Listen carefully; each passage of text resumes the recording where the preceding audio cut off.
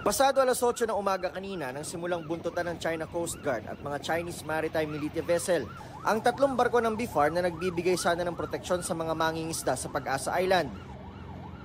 Makalipas ang isang oras, CCG 5 o'clock on water cannon. nakakuha na ng video ng Philippine Coast Guard ang pag-water cannon ng CCG vessel na may bow number 21559 sa BRP Datu Pagbuaya. Hanggang tuluyan ng binangga ang likurang bahagi ng Datu Pagbuaya. Yung China Coast Guard nagkaroon ng aggressive actions doon sa ating against doon sa mga BFAR vessels natin sa Pag-asa. Remember, ito yung mga vessels natin na para sa kadiwa, para sa mga bayaning mangingisda.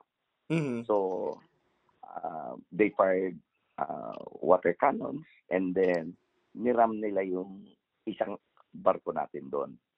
So, hindi pa kumpleto yung reports but ang sabi is may damage.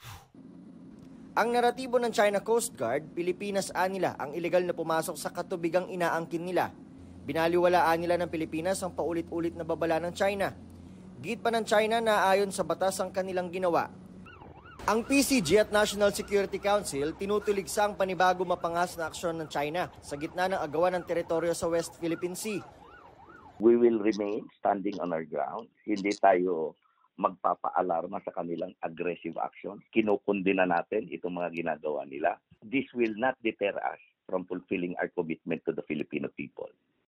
Di raw tulad ng puwersa ng China, ang PCG na natiling kalmado. Hindi nagre-respond but remain calm, di ba? And talaga nandun pa rin yung resolve nila na panindigan yung ano yung atin at ano yung nasa lugar para sa Pilipinas. Para sa GMA Integrated News, Nico Wahe, nakatutok 24 oras.